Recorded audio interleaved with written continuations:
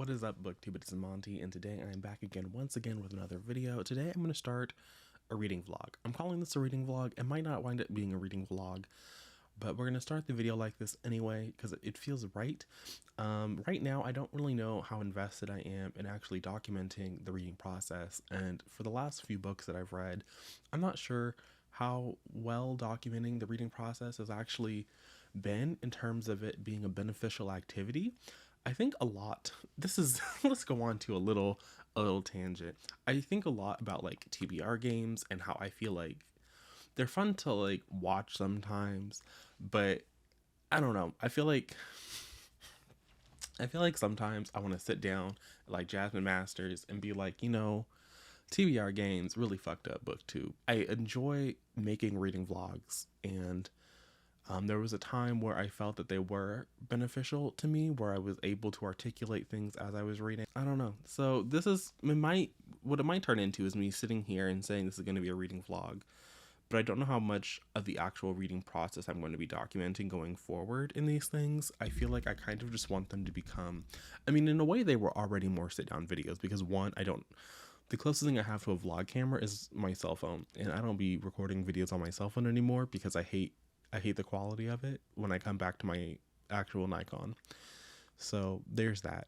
But also, I feel like because I was already just doing them sit down style, then I should just fully commit to that. And just, I'm going to list off the things I'm going to read for this like vlog discussion situation.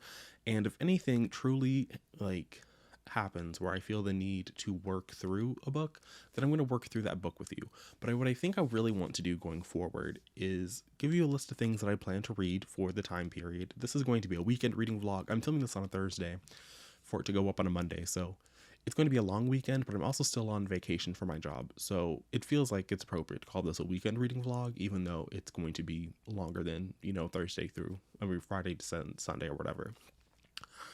I have a list of things that would be very ambitious for me to get through. I have 2 arcs and 4 books, 2 of which I have on audio, so it's going to be a 50-50 on how much I can get read, but it's also, some of these are short, so it is what it is. The sort of inspiration behind this was, I think it was like Monday, I got an arc of American Royalty by Tracy Livesay. I'm going to have to research how to pronounce her name.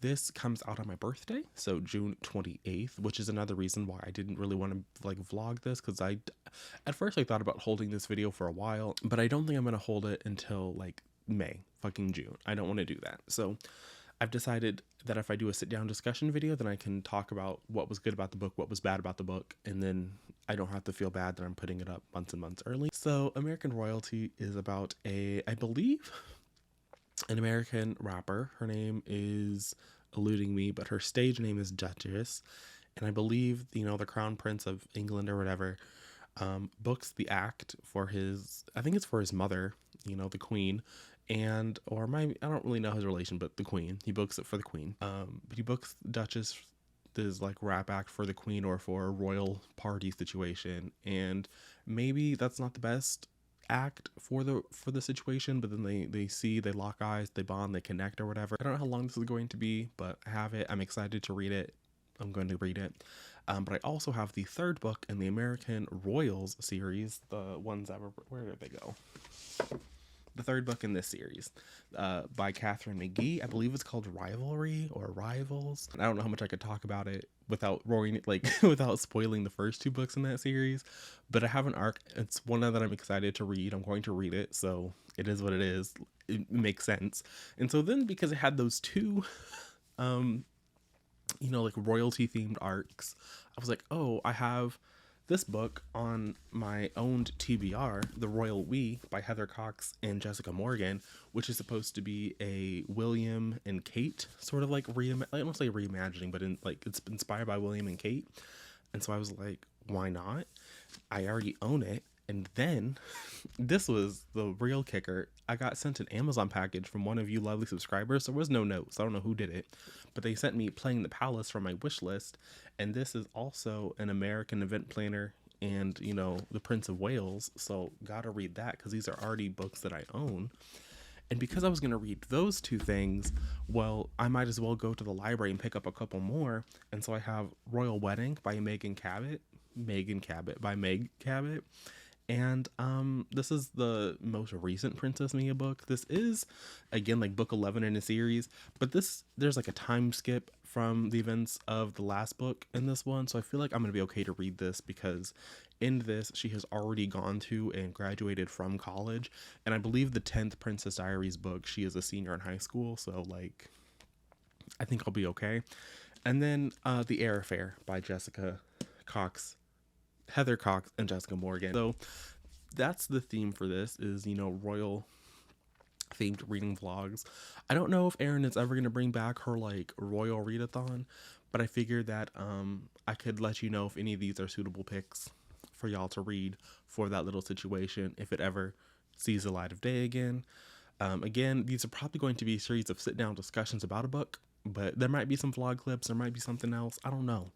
I'm learning, you're learning, we're going to learn this together. So I'm going to go, I'll check back in once I actually have thoughts on any of these books. So I said that this reading vlog was going to be a little bit different because I feel like they are kind of fucking up how I'm reading, and I don't like that. So we're going to see if this worked out the way that I thought that I hoped it would. I've read 3 of the 6 things that I plan to read for this video.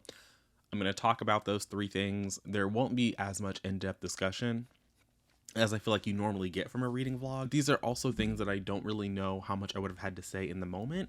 So I don't know. We're gonna see how this works. Me and reading vlogs, we're gonna figure it out. So the first thing I read for this little reading royal romances things was Playing the Palace by Paul Rudnick. This is a male romance. Here we are following our main character Carter, who is an event planner. At the beginning of the book, Carter is at an event at the UN. He runs into Prince Charming, like literally the Prince of England, Prince of Wales or whatever. And so he's, doing his thing. They're talking it up. They're having a nice little meet cute. And then he continues to go about his day, that being Carter. A couple weeks later, one of the prince's people reaches out to him, offers him a night out at dinner. They go to the little dinner. He's like, actually, this is kind of stuffy. Can we go to IHOP? They go to IHOP, and then they kind of just don't see each other. I'm gonna set it down.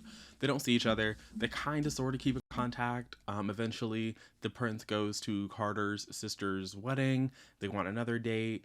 It's like a lot of like whirlwindy, romancy moments that I felt were like whatever. Like it was cute, right? Like I'm reading some random person falling in love with a literal prince. Like I'm going to suspend my disbelief a little bit here. Like I'm not looking for actual factual reality.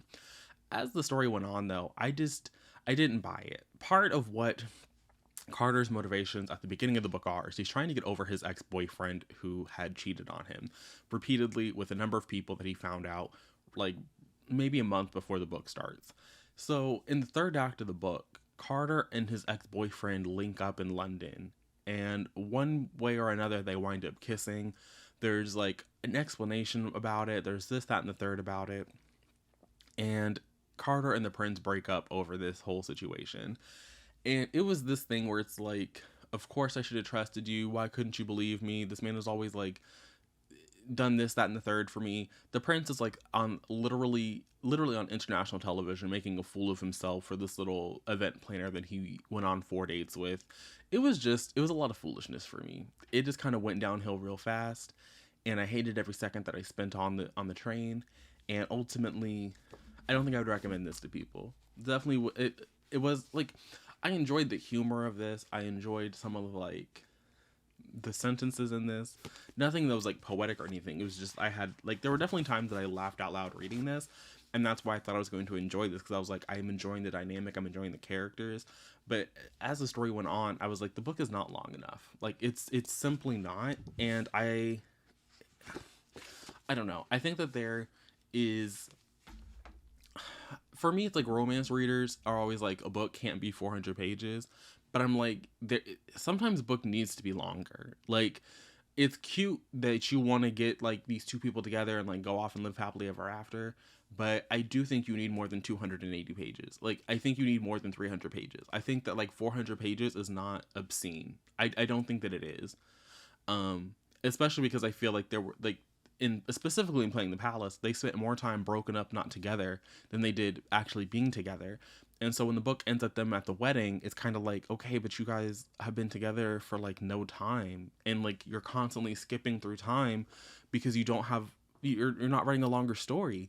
So I feel like the writing undercut what could have happened there, but also like the characters just weren't compelling. Like they weren't actually good. They were just funny on occasion. Next up, I read Royal Wedding by Meg Cabot. This is the 11th Princess Mia book. I do not recommend reading this as a standalone if you've only watched the movies. I have not read every Princess Diaries book there is, because like I said, this is the 11th one. But I know that for sure I've read the first two, and I think I have like memories of reading the first like 4 or 5 as a kid. So if you have some basic understanding of the book universe of Princess Diaries, I think you're good to go here. Because if you don't, there are going to be some elements that like don't make sense, because while the back of the book makes me, I thought I was going to read about Princess Mia trying to get Michael back, with this political backdrop where, he was, getting cold feet about the wedding, but there was like some political instability happening in Genovia. That's very much not what I got. There was some political instability happening in Genovia, but it's like literally, it's stuff the characters are always talking about, but we don't ever leave New York City. So it doesn't really seem that important to me or really to the characters. So I was just like, okay, stuff is happening in Genovia. But at the same time, it was like everything that Meg Cabot had done in this universe, she decided she didn't want to do anymore. Like she killed off Mia's stepfather. I mean, that could have happened in the 10th book, but from the events as they were described here, it felt very in that gap, because in the 10th book, Mia is a senior in high school, and in this one, she has graduated college, and she's like 26 years old now. So a lot of time has jumped. So she killed off the stepdad. Then it was revealed that there was a secret half-black stepsister, or half-sister, not stepsister, half-sister, that her father literally made when he was telling Princess Mia that he just finished his rounds of chemo and was infertile and only had one testicle. So it's like, what was the point? Like, Mia's whole life, I mean, she still was older than the little girl, so like, I guess in like the line of succession, she would have always come first. But it's like, you literally just made another child. So like, you really didn't have to do that. Like, the entire series was null and void at this point. And then the book was really just about Princess Mia trying to get this little Cinderella girl into her life and like be her fairy godmother. And it was just weird. It was very weird to read about. And then she was like half black, like I said, and she was being raised by her, I guess the one sister was black and the other man was white. I get technically, because we know that Princess Mia is not half black. So okay. So I guess the auntie that was also abusing the child was a black woman, which was weird because it was giving very Ghetto Fabulous vibes, now that I think about it.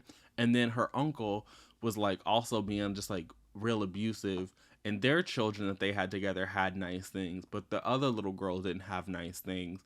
And they were about to go move to some random Middle Eastern country with the child support pay. It was weird. They were going to move to the random Middle Eastern country that was at war with Genovia and also had ties to the political instability that was happening. It was a lot. It was a lot, and it was just bad. And it felt very much like Meg Cabot just had no good ideas. Like, we couldn't just have a book where Mia and Michael got married. I mean, eventually they did get married, but also Michael was just disgusting when I was reading this. It was giving very uncomfortable vibes. It was giving weird. Like, I love that for Mia, but it was weird. I was highly uncomfortable every time, anytime I had to read a sex scene between the two of them, because there was always some weird game that they were playing where it's like, we would play firefighter and we would pretend that we were trapped in the burning building and he had to have sex with me while we waited for the other firefighters to come back. And it's like, what? Y'all are weird.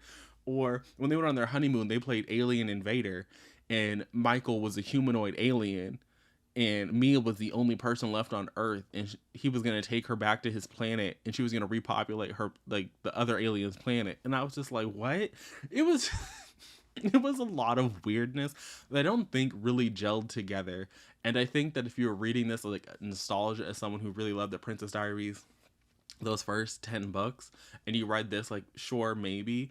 But I feel like if you only read a couple of them, or you kind of like know the basic plot points of them, and you read this one, you're kind of just like, doesn't hold up at all. So that was also a 1-star read for me. And then I picked up The Royal We by Heather Cox and Jessica Morgan, because I was still pretty convinced that I was in a 1-star role, and I had already picked this up once and DNF'd, or like just set it aside, because I didn't unhaul it. And I wound up giving this 4 stars. Maybe if I did half stars, it would probably be 4.5. So in the Royal We are following Rebecca Porter the night before she gets married to her Prince of England, Nicholas. Then the story kind of go back in time, and we get to meet them as they first met at Oxford. Then we got to see their entire courtship, their breakup around the 200-page mark, and kind of the events that led to them getting back together, the drama that ensued in that breakup space, you know, that infamous "we were on a break." There's some mess that got planted there, and then eventually her and Nicholas getting back together. It ends with a happy, for now, kind of, but there's still like this looming guillotine blade. And I was like, Heather Cox, Jessica Morgan, what are we doing? Like, there's some unresolved situations that are happening. And so I was like, I definitely need to read the next book. But the Royal We, I think, it's really good at being slow. So if you don't want to read, it's very much more contemporary than it is like an actual love story. It really is Bex's life during the years that are being chronicled. So during her college, you know, summer at Oxford, during her coming back to England because, you know, she's kind of covertly dating Prince Nicholas, her, you know, breaking up with him and like the spiral that was for her, like the press treatments before they were officially announced, and her coming back and like slowly being introduced, like all of that, and the doubts and the worries. I think that it definitely read more to me like Charles Diana, Charles Camilla. Like, it was very interesting. I would, like, in the intro clip, I said people have described this to me as Will and Kate. I don't know if I would agree with that. I don't know if I would say that that's accurate, if that's what the book really is, but it was definitely a good time. But you have to go in knowing that it's one, not, it has like a romantic element, but it's very much not a romance. And two, it is a very slow book. Like, mess is happening, but it really is more about the characters a little bit than the actual, like, because the plot is her life. So it is her life. Overall, I really enjoyed it. I don't know if everyone else is going to enjoy it, but because there was that looming guillotine blade, I have to pick up this book, which is very much just a direct sequel. I do think that so far, after the first 30%, I do want to buy a copy of this book. So don't know when that's going to happen over the course of my I can buy one book a month situation, but I'm having a great time. It's picking up. It doesn't pick up right where the first book left off. There is like a 6-week gap, I want to say, and we get an explanation for that, and then we are just moving forward. So a lot of the first book, The Royal We, was backstory, because we started it off in the present and we had to like move back in time to find out how we got to the nerves and the bad publicity that was happening at the start of the book. And here we're just like, we hit the ground running. We know what the bad publicity was. We know what the mess was. We know what the drama was. And now it's these characters sitting in the mess, ignoring the mess bleeding into other areas of their lives, unable to, then being unable to avoid it any longer. And then the stuff just like bubbling back up and bubbling over. And I'm having a wonderful time. So those are my thoughts on the things that I've read. So far, I've read 2 1-star reads for this book. I have a 4-star read. I think The Air Affair is also going to be a 4 or 5-star read. And hopefully the last 2, American Royalty and Rivals, are also going to be pretty high up there. I saved my arcs for last. I don't know how smart that was, but because they are anticipated, I think that like hopefully they will do better. Also, I feel like American Royalty is going to be the most like Playing in the Palace in terms of it being an actual romance, like marketed as a romance, and not just books about these royals who happen to be in romantic situations or living their lives. So I'm hoping that American Royalty will save it, the romance aspect of this project, because otherwise I've just read a bunch of contemporaries. So we'll see. This is horrible lighting, but it is what it is, because I need to update you guys on The Air Affair. And I decided that because I had to go to work, I could do a little car clip, partially because The Air Affair is a sequel. So there's really not a whole lot that I can tell you about The Air Affair that isn't going to spoil the book or spoil The Royal We. But I am going to say that I think in my spreadsheet I'm giving them both a 4.5. And I think on Goodreads, I'm going to leave them at a 4 because I've read a 5-star book for this little project and it's not there. And I think what the Air Affair does really well is that it takes the looming threat of the first book, that being the infidelity, and it weaves it into this second story in a really interesting way. Now, I will say that if you don't like infidelity plot lines, then you cannot read this duology, because the first book is, I don't want to call it setup, because there is, I think, a nice amount of payoff in the first book. But the second book, there is no payoff unless you are engaged with the infidelity plot line and you are willing to read about it. I'll also say that if you want to read the Air Affair, the last third of the book, there is a heavy focus on Nick and Bex and them trying to conceive a child. Bex definitely suffers a miscarriage that is, I don't know if graphic is the right word, but it's definitely on-page. There's an on-page miscarriage that is referenced a couple of times after that. And then they do go through rounds of IVF. That is, again, my only issue with this storyline is that I feel that it is only injected to service another plot element in the book that's sort of related to the infidelity, and I don't like it. I don't like that aspect of the plot line, because I do think that's why Heather Cox and Jessica Morgan included it. I don't think they included it so they could, like,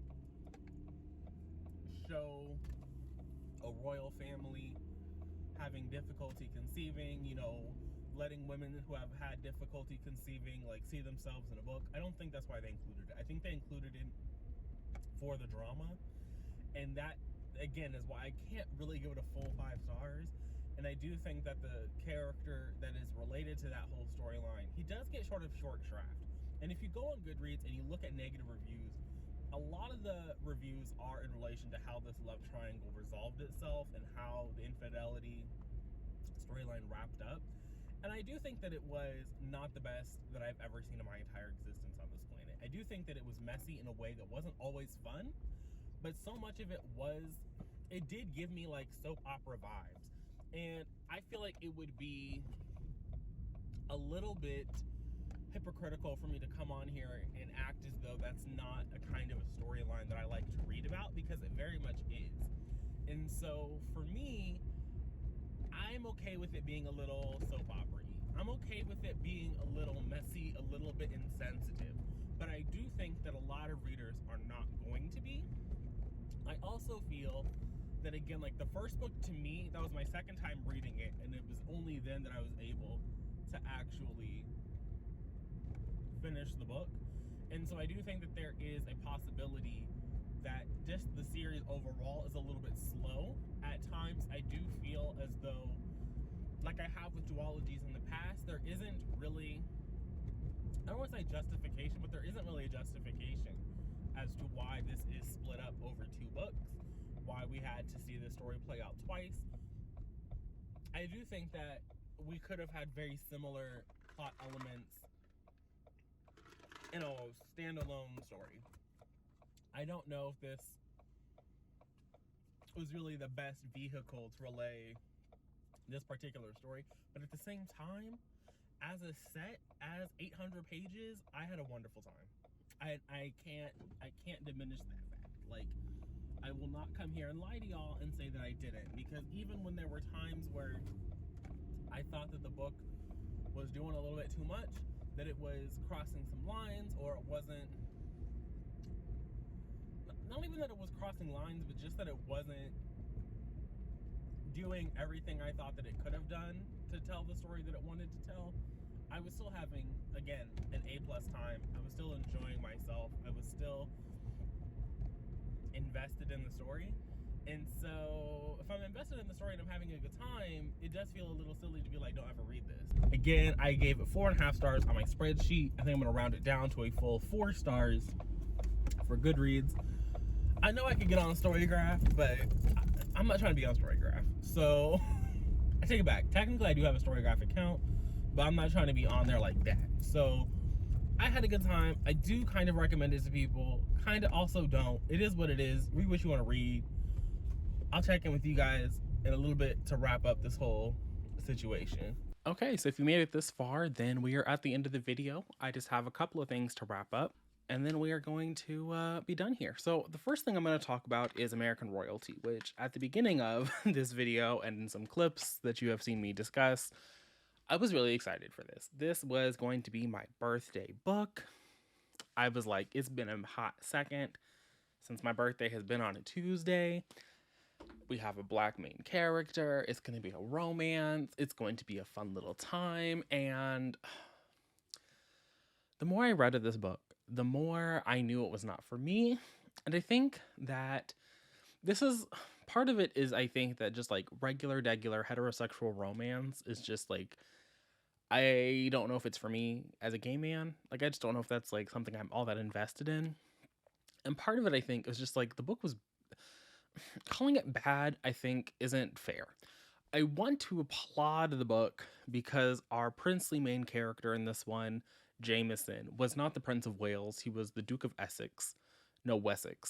And so he wasn't next in line for the throne. So having him have like a more commoner like relationship, I thought was interesting because all of the other books that I've read for this have been our main character in line for the throne, and that's who their love, like that's the relationship is between our regular person and the Prince of Wales, essentially, or the next Prince of Wales, like the second in line, the third in line.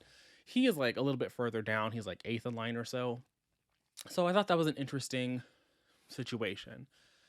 But I felt that this was a lot of lust, and I did not find it to be a lot of like falling in love, because the main character was like jerking off over Duchess Dani Nelson right off the bat. Like, he flippantly decides to like invite this person to a like, let's rewind a little bit. So the book starts off with us following Duchess Dani Nelson at a video shoot, which I felt was pulled straight out of the year 2005 and not so much 2021, 2022, 2020.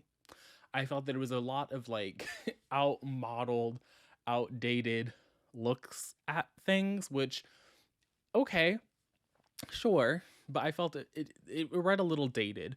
Then we found out that Duchess was kind of like a persona, and Dani Nelson really wanted to be in the skincare game, but I didn't understand like why, because like I understand having like your stage name be your persona and off stage you're like a different person, but it felt very much like the author and the other characters were very much looking down at Dani for owning her sexuality on stage.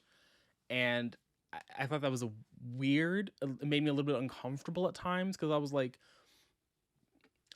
I don't know. Like, the other characters objectifying her sexually was like, okay, yeah, that's wrong. But at the same time, I felt that Dani was also doing that to herself and was just kind of, I don't know, like there was something about the execution of that whole storyline that I thought was weird. And then her actual like passion in life was her skincare brand Melaskin, which I thought was one horribly named, but there was so much like bad lyrics that the bad company name I thought was whatever. Sure, we can be fucking Melaskin. I am not a skincare girly, but like I'm not really sure what how do I phrase this and be kind. I'm not sure that like melanated skin, from what we were like the products we were getting that were described to the reader, they were very basic cleansers, exfoliators, moisturizers. Like, I'm not sure what as a black person is actually underserved in that community. And there isn't like I haven't looked at Fenty Skin's like product offerings since they launched, but it wasn't as though Dani had like a cosmetic brand that was appealing to melanated people because other brands didn't have enough foundation shades or like concealer shades or bronzers or like things like complexion products that black people would actually need. I'm not sure what in like cleansers and moisturizers and exfoliators black people need. It wasn't like Danny Nelson had a product that was going to help combat hyperpigmentation. It was very run of the mill. And then again, I'm not a skincare girly.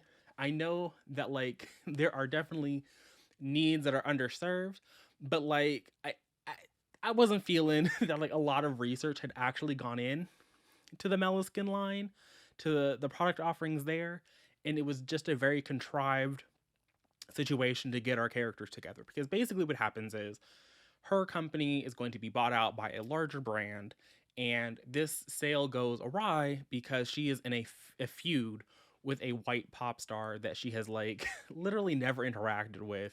But because of the bad publicity from this, the bigger company, the bigger corporation is like, actually, we don't want to buy Meliskin. So we need you to fix up your image. And that's when she gets the invitation to go perform at this royal event. The royal event is being hosted by Prince Jameson, who is being forced into this because plot reasons, essentially. The prince, this event is actually being held in honor of Prince John, who has been dead for a hot minute now. Like this man did not recently die. He's been dead for a while. So why we're having this event now is really for PR reasons, so plot reasons. And so he is being forced into this. He doesn't really want to do it, and that's why he's just like, sure, you said Duchess, that'll be a fun cheeky person to put on the little brochure. Let's have her in here. Then Danny arrives and in England early. It's like a little forced proximity situation. And it's not until after all of these sexual encounters that at the 60-ish% point, they actually start having a romantic connection and like going on dates. But even then, I was not really believing there was an actual romance. I was kind of believing that it was like, a forced proximity thing. Like in this bubble, this could work. But they weren't ever addressing the big elephant in the room here, which is like the whole reason that Danny is agreeing to be in this concert is to get the good publicity for her brand so she can continue on to do her luxury skincare situation. But if you marry into the royal family, I cannot imagine that you would actually get to continue to run a private corporation. I don't I don't think you can do that, It's not like Meghan Markle is out here married into the royal family and she is doing Suits on the weekend. She's back on Deal or No Deal. She's not doing those things. Like I can't imagine that you would actually get to run this private corporation and be married to somebody who was in line for the throne. And so I was like waiting for this conversation to happen, and that never did. I was waiting for even Danny to have like these kind of conversations with herself, and she never did. And so it's kind of like, if you're not having these conversations and he's not having these conversations, what is the point of all of this? And then there was a third act breakup at like the 90% mark over something that happened at like the 60% mark. And it was such again, like there were so like everything, I was never aware that I wasn't reading something, if that makes any sense. Every time something happened, I was keenly aware that I was reading a book. I was not invested in the story. I was not invested in the characters. So for me, this was okay. Like it started off at like a 3, maybe a 4. And with each chapter, it just got lower and lower until I ultimately wound up giving it 2 stars because it just it didn't work for me. It didn't work. I didn't care about Danny. I thought that she was very whatever. Jameson, he gave me the creeps, and how their story ultimately ended up was foolishness. The book also has an epilogue about that stupid little white pop star, about her little situation. And so I would not be surprised at all if Tracy Livesay decided that she was going to do another book in this series that focused on her, and that was the whole point of the epilogue, because otherwise I don't think it was needed at all. It was just there were so many plot threads that didn't go anywhere, and there were a bunch of things that just didn't happen. There were also, this is just me being petty, entirely too many exclamation marks, and they weren't even used to convey excitement about things. They were usually used to convey like a sarcastic response so that like the reader would understand like it was just, there were too many of them, and I found that so many of them were unnecessary, especially for me as someone who was very sensitive to the amount of exclamation marks that I'm reading, and there would sometimes be like three, four, five on one page, and that's just unacceptable for me personally. It's not a rational thing to actually be upset over. And then the last book that I have to talk about today is not actually the last book I read. The last book I read was actually American Royalty, but American Royals Book 3 Rivals is something that I ate up like candy. It was my bowl of ice cream. I'm personally going to give this 5 stars. Objectively, it is not a 5-star book. Objectively, this book spins its wheels a lot of the time. I feel that there are a lot of things in the book that feel a little bit underbaked, but I ultimately had such a good reaction to the end and to the journey that we went on that I'm going to give it 5 stars. Purely on enjoyment. Again, in terms of like the actual narrative, it's probably closer to a 3, 3.5. It's very consistent, I think, with the rest of the series. If you've enjoyed it up until now, I think you'll also enjoy this one. Here we are following Beatrice, Daphne, Samantha, and Nina. Same characters as always. I mean, there are other characters in their orbits, but those are our perspectives. In Beatrice's storyline, her main storyline is her hosting this League of Kings situation. It's kind of like, a United Nations, but here, because everyone still has, some form of a monarchy, it's the League of Kings. It's being hosted in Orange, which is essentially California. And so all of the world rulers are descending. They're trying to like pass resolutions and things. Here, I felt like this is the sort of stuff that was a little bit underbaked. I would have loved to see a little bit more in terms of this storyline. I would have loved to actually see Beatrice trying to champion her father's climate change proposal. That was essentially what she was doing here. We also got to see her connecting with some of the other monarchs and their heirs, particularly Louise, who is the acting queen of France because her father is like not quite all there. There's some form of dementia happening. So she's like kind of ruling in his stead. It's a little bit murky. That's the main focus that we have here. It's also Louise that I think is like the part of the book that I have a lot of issues with, because this is like 28 years old, if I'm doing math correctly. They talked about how she was 23 at the last league. That was 5 years ago. And here we are in the present day, 5 years later. So she's like pushing 30, and this is a YA novel. I think that is a little bit... I understand that she is a more, like, again, a side character. She's not a perspective character. But it's moments like these where I wish that we were in an adult space, because I think that maybe we could have, like, pushed this, like, the actual contents that we were getting a little bit further. Then in Samantha's storyline, we are dealing with her relationship with Marshall that was started in the second book. We get to explore the complications therein and how they kind of mirror Beatrice's relationship with Teddy, which is also on some kind of shaky ground. Then Nina and Daphne have actually formed an unlikely alliance, and so we get to see them kind of overcoming what happened to them in Majesty and also taking on a common enemy and how that's all going to work out for them. In the end of this book, the way this book ends, I need therapy, because so much shit hit the fan in like the last 4 chapters of the book, and I was not prepared for any of it. There is so much mess. There's so much like chaos.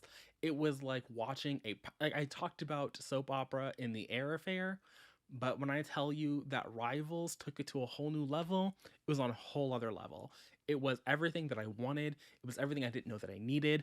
It was everything that I wanted from this series, and it also sets up a perfect 4th installment, which makes me very happy, because when I was reading Majesty, I didn't know that it was supposed to be like the conclusion. I didn't realize that it was only going to be a duology. And so knowing that we're going to get a quartet, there's also a novella. I'm not super excited for the novella because it is a prequel, and I don't really know if I care about a prequel novella. But knowing that I'm getting a quartet, that out there, Miss Catherine McGee is writing another book in this series in this world with these characters, and knowing what happened at the end of this book, I am not ready. You are not ready. So this book comes out in May 31st, I believe. So it's a bit off, but I want you to know that you need to have this pre-ordered at the library, something, because this book is great. And if you haven't already started, you got 2 excellent books. Both of these were on my best of the year list. I think this was in 2019 and this was 2020. it's just so good. It's it's like peak CW. If you like CW mess, right here. So hopefully this means that you are going to be out there in the world reading American Royals, getting caught up. Like I said, there's also going to be a prequel novella. I believe that comes out in April. It comes out before the third book. I don't know when, I don't know where. Again, it's also a prequel, so if you want to wait and read the prequel and then the trilogy, do whatever you need to do. But I think that if you like mess, if you like chaos, if you just like a good romp, American Royals is there for you. So that brings us to the end of this video. As I was editing, I realized that I started this on the 6th. So I read 6 books in 5 days. What is this? I thought I was reading these things so slowly, but apparently not. Perspective. If you've made it to the end of this video, let's drop a crown emoji down there in the comment section. Let me know if these are books that you've read, if American Royalty or Rivals were things that you were looking forward to, and if you have other royal contemporaries like this that you think I should check out for either a future video like this or just in general, you can feel free to leave those down below. But I'm gonna go. Thanks for watching. I'll see you guys again soon with another video. But until then, and until next time,